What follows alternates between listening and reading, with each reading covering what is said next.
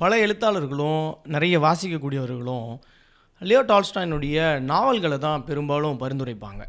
அவருடைய நாவல்களை படிக்காமல் நான் இருக்கவே கூடாது அப்படின்னு சொல்லுவாங்க. ஆனால் எனக்கு லியோ டால்ஸ்டாயினுடைய நாவல்களை விட அவருடைய சிறுகதைகளைத்தான் நாம் தவற விடக்கூடாதவையாக நான் நினைப்பேன்.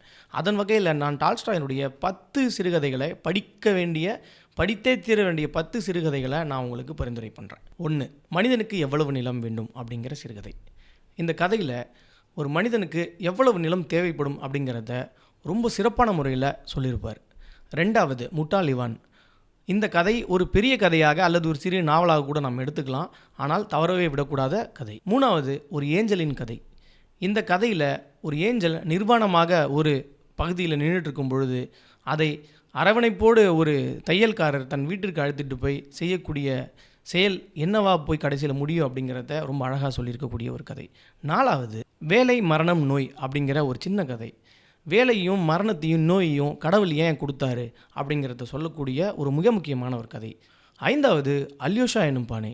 இந்த அல்யோஷா அப்படிங்கிற அந்த கதாபாத்திரம் எப்படி அவ்வளோ அற்புதமான முறையில் எழுதப்பட்டிருக்கு, எப்படி அப்படியான ஒரு அற்புதமான மனிதரை அவர் சந்திச்சிருப்பார் அப்படிங்கிற ஒரு மிக முக்கியமான ஒரு கதையை அந்த அல்யோஷா எனும் பானை இருக்கும். 6வது, எலியாஸ் அப்படிங்கிற இந்த கதை ஒரு மனிதன் தன்னுடைய வாழ்நாளில் எப்படியான ஒரு மனிதனாக இருக்கணும் அப்படிங்கிறத சொல்லக்கூடிய ஒரு மிக முக்கியமான ஒரு கதையாக இருக்கும். 7வது, 3 கேள்விகள்.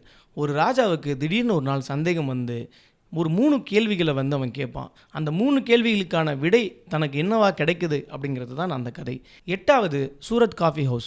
சூரத்தினுடைய ஒரு காஃபி ஹவுஸில் நடக்கக்கூடிய ஒரு உரையாடல், அதாவது எந்த கடவுள், யாருடைய கடவுள் முக்கியமானது என்கிற நடக்கக்கூடிய அந்த உரையாடலினுடைய இறுதியில் கிடைக்கக்கூடிய விடை என்பது நம்மை ஒரு மிகப்பெரிய ஒரு மனிதனாக மாற்றக்கூடிய ஒரு கதையாக அது இருக்குது. 9வது, 2 கிழவர்கள். 2 கிழவர்கள் சேர்ந்து ஒரு புனித பயணம் மேற்கொள்கிறாங்க.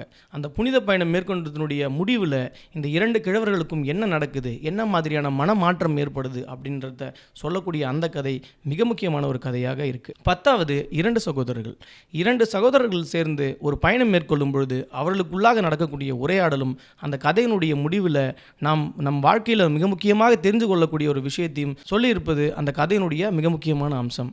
ஆக இந்த 10 சிறுகதைகளையும் ஒரு மனிதன் தன் வாழ்நாளில் தவறவே விடக்கூடாது அப்படின்னு நான் நினைக்கிறேன்.